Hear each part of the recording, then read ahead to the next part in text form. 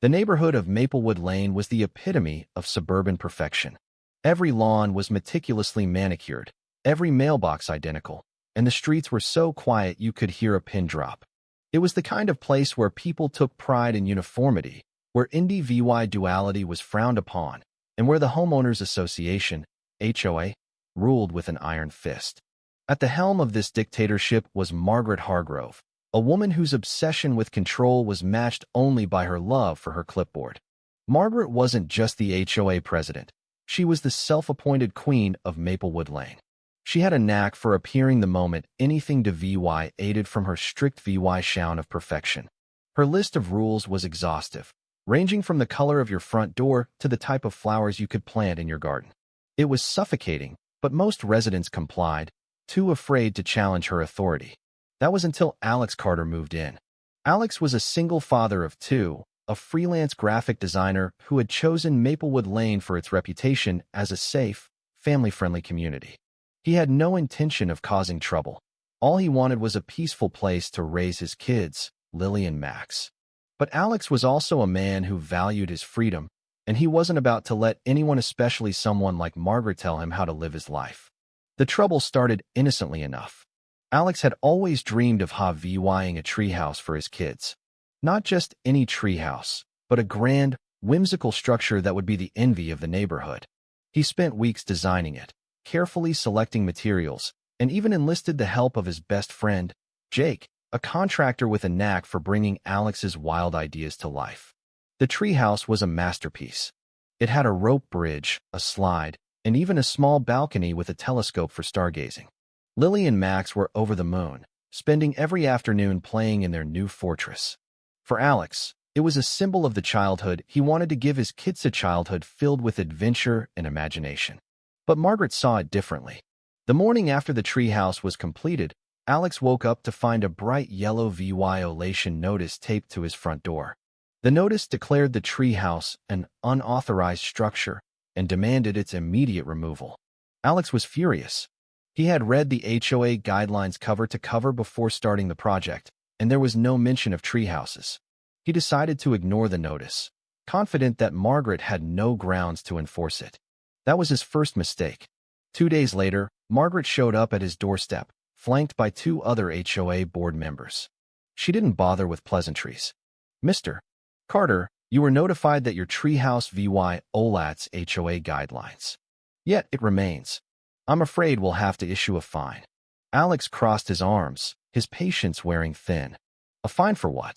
There's nothing in the rule book about treehouses."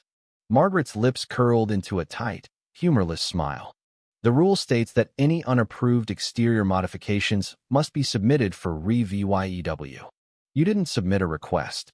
So I'll submit one now," Alex shot back. Margaret shook her head. "It's already been deemed inappropriate for the neighborhood aesthetic." Alex couldn't believe what he was hearing. "It's a treehouse, Margaret. It's for my kids. And if it's not removed, the fines will increase daily," she replied, her voice cold and unyielding. Alex knew then that this wasn't about the treehouse. This was about control. Margaret ran the HOA like a dictator, and Alex had just become her latest target. Over the next week, the fines piled up. Alex started receiving letters in the mail threatening legal action. Margaret even sent someone to inspect the treehouse, claiming it might be a safety hazard. Lily and Max were heartbroken, begging their dad not to take it down. Alex refused to back down. This wasn't just about a treehouse anymore. It was about standing up to Margaret's tyranny. Then, one night, things escalated. Alex woke up to the sound of a chainsaw. He bolted out of bed and ran to the window, his heart pounding. There, in the dim light of the street lamp, he saw Margaret and a group of HOA board members standing in his yard. They had brought a contractor with them, and they were dismantling the treehouse. Alex threw on his shoes and ran outside, his blood boiling. "What the hell are you doing?" Margaret turned to him, completely unfazed. "The HOA has the right to remove any unauthorized structures at the homeowner's expense." Alex looked at the pile of wood that had once been his kid's treehouse.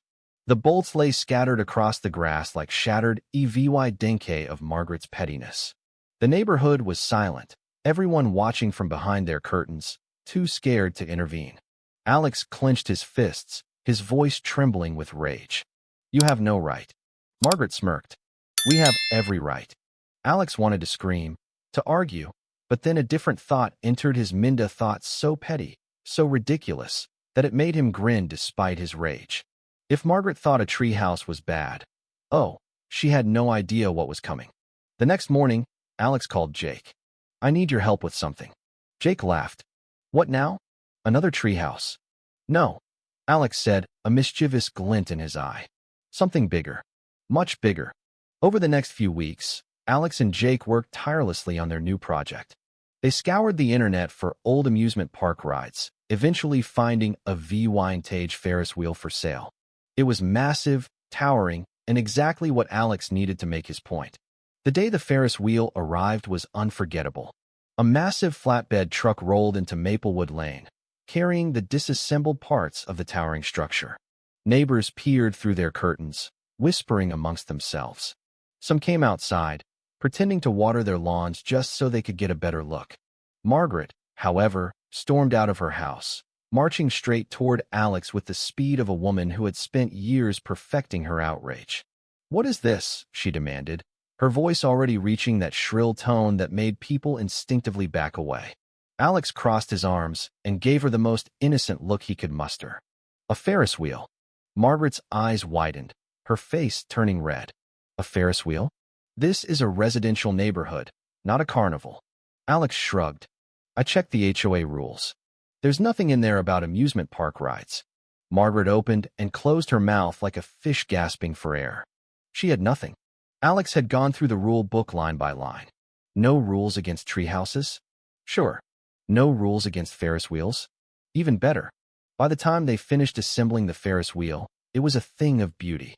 It stood tall, towering over Alex's house, complete with flashing lights and music that could be heard from the end of the street. The best part? It was fully functional. That evening, Alex threw an opening night party. He invited the entire neighborhood, offering free rides, popcorn, and music. Kids were thrilled, and parents, after a long day of dealing with HOA nonsense, welcomed the distraction. People laughed, screamed in delight, and took pictures like it was a grand event. Margaret, however, stood at the edge of her driveway, gripping her clipboard so hard Alex thought she might snap it in half. He could feel her eyes burning holes into him, but she didn't dare step onto his property. Not yet. The next morning, Alex woke up to find a stack of violation notices taped to his door. The fines were already piling up. Apparently, the HOA had declared his Ferris wheel a public nuisance and an unauthorized structure. They demanded immediate removal.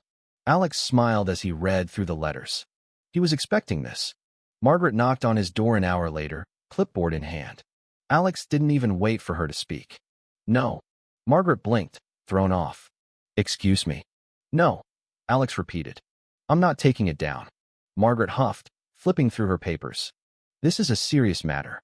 You are in direct violation of multiple HOA rules. Which rules? Alex asked, leaning against his door frame. Margaret hesitated for a split second before regaining her composure. It's disruptive to the neighborhood. Alex grinned. That's not a rule. Margaret fumbled through her notes. It's a safety hazard. Alex pulled out his permit. Actually, it's fully inspected and certified. You can call the county yourself. Margaret's face darkened. She wasn't used to losing, and Alex was enjoying every second of it. I'll take this to the HOA board, she snapped. You do that, Alex said, shutting the door before she could argue further. The next few days were a whirlwind. Margaret tried everything to shut Alex down. She called emergency HOA meetings, went door to door trying to rally support, and even tried to get the city involved. But Alex had done his homework. Legally, he was untouchable. The real tipping point came when a news station picked up the story. Someone had filmed the Ferris wheel in action and posted it online, where it went viral. Soon, reporters were knocking on Alex's door, wanting to interview the guy who had outsmarted the HOA. Margaret was losing her grip, and she knew it. The power she had wielded over the neighborhood for years was slipping. People who had once feared her now laughed at her expense. They started pushing back on her ridiculous rules, questioning the arbitrary fines and restrictions she had imposed. And then, in an act of pure desperation, Margaret made her biggest mistake yet. Late one night, Alex's security cameras caught movement in his yard. Margaret, dressed in black like some kind of HOA ninja, was sneaking toward the Ferris wheel, tools in hand. She was trying to sabotage it. The sprinklers activated the moment she stepped onto his grass. The high-powered jets soaked her instantly, making her shriek loud enough to wake the neighborhood. Lights from nearby houses turned on, and people stepped outside to witness the spectacle. Alex opened his front door just in time to see Margaret standing there, drenched, makeup running down her face, clutching a wrench. The cameras had caught everything. The next morning, Alex posted the footage online. By the afternoon, it had gone viral. By the evening, the HOA board held an emergency meeting. By the next day, Margaret was no longer the HOA president. And Alex's Ferris wheel? It stayed right where it was. The neighborhood was different after that night. People were talking, laughing, and openly mocking the once feared HOA president. Margaret had ruled with an iron clipboard for so long that no one had ever dared to question her authority. But now, drenched, humiliated, and caught on camera trying to sabotage private property, she had lost everything. The HOA board wasted no time in stripping her of her position. There was no grand farewell, no final speech. One moment, she was the most powerful person in the community, and the next, she was just another homeowner, drowning in her own embarrassment. The morning after the video went viral, Alex woke up to the sound of laughter outside his house. Neighbors stood in small groups, watching the Ferris wheel spin, whispering to each other like they were seeing his house for the first time. Some even waved at him as he stepped outside, which was a huge shift from the way people used to pretend they didn't notice him when Margaret was still in charge. It was as if Alex's little act of rebellion had freed them, too. A few of them, mostly the ones who had been hit the hardest by HOA fines over the years, came up to congratulate him. One guy, an older man named Frank, shook Alex's hand with a grin. Never thought I'd live to see the day someone put Margaret in her place. That was a thing of beauty. Another neighbor, a woman named Lisa who had been fined for HOA-ing a garden gnome, laughed. I swear, if you start charging tickets for that Ferris wheel, half the town would show up. That got Alex thinking. The Ferris wheel was already attracting attention, and if people wanted to experience a little rebellion themselves, why not let them? Alex decided to hold a neighborhood event that weekend, completely free rides, food, and music. If Margaret wanted to claim his Ferris wheel was a public nuisance, he'd turn it into a public celebration instead. The preparations were simple. Alex got some snacks, set up some chairs, and invited anyone who wanted to come. He expected a decent turnout, but what he didn't expect was for nearly the entire neighborhood to show up. The moment the music started, people poured in like this was the biggest thing to happen here in years. Kids ran straight to the Ferris wheel, laughing and screaming as they soared through the air. Parents relaxed for once, chatting with each other instead of worrying about the next ridiculous fine they'd have to pay. Even people from outside the neighborhood started showing up, drawn in by the buzz online. The party lasted well into the evening. Alex watched as the same people who used to live in quiet fear of the HOA finally felt like they could breathe. It was an unspoken rebellion against the years of unnecessary restrictions, and everyone was enjoying every second of it. Some of them even started putting up decorations in their yards that night, little things that had been banned before: colorful lights, birdhouses, garden statues. It was like a floodgate had been opened. Margaret, of course, was nowhere to be seen. But just because she had lost her title didn't mean she had given up. Alex knew she was still plotting, waiting for a way to get back at him. She wasn't the kind of person to accept defeat quietly. She had spent too long ruling over the neighborhood to just fade into the background. Sure enough, a few days after the party, a letter from the HOA arrived. At first, Alex thought it was another fine, but when he opened it, he was surprised. It wasn't a violation notice. It was an official request to purchase his Ferris wheel. Apparently, the new HOA board had realized that instead of fighting Alex, they could profit from what he had built. They wanted to integrate the Ferris wheel into the community as an official attraction. Alex almost laughed. The same HOA that had tried to shut him down now wanted to claim his Ferris wheel as their own. It was a tempting offer, but Alex had no interest in letting the HOA control anything. He crumpled the letter and tossed it in the trash. Margaret wasn't done, though. A few days later, she tried one last desperate move. Alex spotted her outside, talking to a man in a suit, someone from the city zoning office. She was pointing at his Ferris wheel while vying papers around and arguing intensely. Alex had expected this.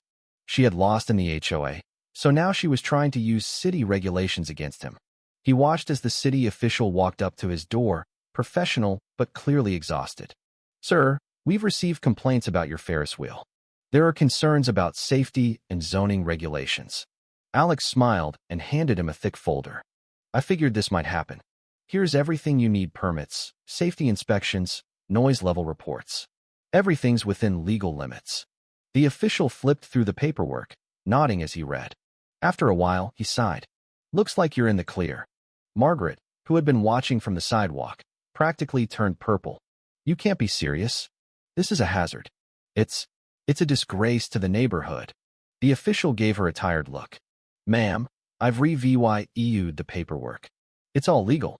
Margaret's mouth opened and closed, but for the first time, no words came out. She had truly run out of ways to fight Alex. With that final blow, Margaret's influence completely collapsed. Without her, the new HOA board started rolling back some of the worst rules.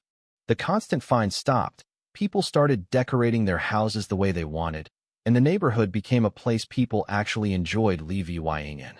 The Ferris wheel became more than just Alex's personal toy. It became a symbol of what the neighborhood had fought against for so long. It stayed right where it was, spinning in the front yard, a reminder that sometimes the best way to fight back isn't with arguments or anger, but with something so absurd that it leaves your enemies speechless. As for Margaret, she became somewhat of a local legend, though not in the way she wanted. People still whispered about her downfall, about the night she got caught sneaking through Alex's yard. She still lived in the neighborhood, but she had lost her power, her influence, and, worst of all for her, her ability to control everyone around her. One evening, Alex sat on his porch, watching his kids play. The Ferris wheel spun in the background, flashing lights casting colors across the yard. A couple of neighbors walked by, vying and smiling as they passed. It felt different now, lighter, freer. And then, Alex did something he hadn't been able to do for a long time. He installed a brand new treehouse. No one stopped him. No one complained. It swayed gently in the evening breeze, a quiet toy, a reminder of everything that had happened. And this time, Margaret couldn't do a thing about it. The new treehouse stood proudly in Alex's backyard, a symbol of his hard-fought toy against Margaret and the oppressive HOA. It was larger and more elaborate than the first one, complete with a zip line, a climbing wall, and even a small lookout tower. Lily and Max were ecstatic, spending every afternoon exploring their new fortress. For Alex, it was more than just a treehouse. It was a reminder that he had stood up to tyranny and won. But while the neighborhood had changed for the better, Alex couldn't shake the feeling that Margaret wasn't done. She had been humiliated, stripped of her power, and forced to watch as the community she once controlled flourished without her. Alex knew her type. She wasn't the kind of person to let go of a grudge. He kept a close eye on her, waiting for the next move. For a few weeks, life in Maplewood Lane was peaceful. The Ferris wheel became a beloved landmark, drawing visitors from nearby towns, and even making the local news again as a symbol of community resilience. Alex's neighbors, once fearful and subdued, now embraced their newfound freedom. Colorful decorations adorned front yards, children played freely in the streets, and the once sterile neighborhood felt alive. But beneath the surface, tensions simmered. Margaret, though no longer HOA president, still lived in the neighborhood. She kept to herself, rarely seen outside her house. When she did emerge, it was with a steely determination that made Alex uneasy. He knew she was plotting something, but he couldn't figure out what. The first sign of trouble came one evening when Alex noticed a strange car parked outside Margaret's house. A man in a suit stepped out, carrying a briefcase. Alex recognized him immediately. It was Richard Langston, a high-powered real estate developer known for buying up neighborhoods and turning them into soulless, cookie-cutter sub-DIY science. Alex's stomach churned. He had heard rumors about Langston's tactics, buying out homeowners, pressuring them to sell, and then bulldozing entire communities to make way for luxury condos. If Margaret was working with him, it could mean the end of Maplewood Lane as they knew it. Alex decided to investigate. He called Jake, who had connections in the construction industry, and asked him to dig up whatever he could on Langston's plans. Meanwhile, Alex kept a close eye on Margaret's house, watching for any signs of active VY. A few days later, Alex received a call from Jake. "You're not going to like this," Jake said grimly. "Langston's company has been quietly buying up properties in Maplewood Lane. They've already got a few houses under contract, and it looks like they're planning to make an offer on the rest." Alex's heart sank. How did they do it without anyone noticing? "They've been working through a shell company," Jake explained. "And from what I've heard, Margaret's been helping them. She's been convincing people to sell, telling them the neighborhood is going downhill and that they should get out while they can." Alex clenched his fists. That's why she's been so quiet. She's been working behind the scenes to destroy the neighborhood from within. Alex knew he had to act fast. If Langston's company bought enough properties, they could force the remaining homeowners to sell, effectively erasing Maplewood Lane from the map.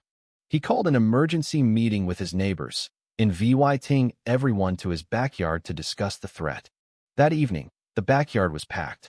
People stood shoulder to shoulder, their faces a mix of anger and fear. Alex stood on the porch, holding up a copy of the documents Jake had uncovered. "We've got a problem," Alex began. "Margaret's been working with a developer named Richard Langston. They're trying to buy up the neighborhood and turn it into a luxury development. If we don't stop them, Maplewood Lane as we know it will be gone." The crowd erupted in outrage. "How could she do this?" someone shouted. "After everything we've been through?" Alex raised his hand to quiet the crowd. "We can't let them win. We've fought too hard for our freedom to let them take it away. We need to band together and protect our homes." The neighbors nodded in agreement, their determination renewed. They formed a plan to resist Langston's offers, vowing to stand firm and protect their community. Over the next few weeks, the battle for Maplewood Lane intensified. Langston's company began making aggressive offers, pressuring homeowners to sell. Some were tempted by the money, but Alex and his neighbors worked tirelessly to convince them to stay. They held rallies, organized block parties, and even created a neighborhood fund to help those struggling financially. Margaret, meanwhile, became more brazen. She started going door to door, trying to convince people to sell. But the neighborhood had changed. People no longer feared her. They saw her for what she was, a traitor, willing to sell out her own community for personal gain. One evening, Alex confronted her directly. He found her on his street, talking to an elderly couple who had lived in the neighborhood for decades. Margaret was in the middle of her pitch when Alex stepped in. "Enough, Margaret," he said firmly. "You're not going to destroy this neighborhood." Margaret turned to him, her eyes cold. "You think you've won, Alex? You're just delaying the INEVY table. This neighborhood is finished." Alex shook his head. "Not as long as we're here to fight for it." The turning point came when Langston's company made an offer on the Ferris wheel. They wanted to buy it and turn it into the centerpiece of their new development. Alex refused, but Langston wasn't used to taking no for an answer. One night, Alex woke up to the sound of machinery outside his house. He looked out the window and saw a team of workers preparing to dismantle the Ferris wheel. Langston stood nearby, watching with a smug expression. Alex ran outside, his heart pounding. "What the hell do you think you're doing?" Langston turned to him, unfazed. "You had your chance to sell, Mr. Carter. Now we're taking what's ours." Alex clenched his fists. "This is my property. You have no right." Langston smirked. "We've got the permits. And if you try to stop us, we'll have you arrested." Before Alex could respond, the sound of car engines filled the air. He turned to see a line of cars pulling up to his house. His neighbors had arrived, armed with signs and determination. They formed a human chain around the Ferris wheel, blocking the workers from getting any closer. Langston's smirk faded. "You're making a big mistake," he said, his voice low. "No," Alex replied. "You are." The standoff lasted for hours. The police were called, but when they arrived, they found a united community standing firm. The media showed up too, and soon the story of Maplewood Lane's resistance was making headlines across the country. Faced with overwhelming public support for the neighborhood, Langston's company backed down. They withdrew their offers and left Maplewood Lane for good. Margaret, realizing she had lost, disappeared from the neighborhood shortly after. Some said she moved to another town, while others claimed she went into hiding. Either way, she was gone. The neighborhood celebrated their VY Tory with a massive block party. The Ferris wheel spun proudly in the background, its lights casting a warm glow over the festive VY ties. Alex stood on his porch, watching as his neighbors laughed, danced, and celebrated their hard-fought freedom. In the months that followed, Maplewood Lane became a model community. The residents formed a new, more democratic HOA, one that focused on fostering creative VY tie and indie VY duality rather than enforcing strict rules. The Ferris wheel remained a beloved landmark, drawing VY siders from far and wide. Alex's treehouse became a symbol of the neighborhood's resilience. Kids from all over came to play in it, and it even inspired other families to build their own treehouses. The once sterile neighborhood was now a VY brand, Thrive VYing community. As for Alex, he finally felt at peace. He had fought for his family, his home, and his community, and he had won. One evening, as he sat on his porch, watching the Ferris wheel spin and listening to the laughter of his kids playing in the treehouse, he realized something important. Sometimes, the greatest VY Tories come not from defeating your enemies, but from bringing people together to fight for something bigger than themselves. And in the end, that was what Maplewood Lane was all about. If you were the one in this story, how would you react? Would you stand up and fight back, or accept the unreasonable pressure and control from the HOA? Share your thoughts in the comments below. And don't forget to subscribe, like, and share this VY Deo with more people. Your small action gives us the motivation to keep bringing you more intense and engaging stories. Thanks for watching, and we'll see you in the next VY Deo.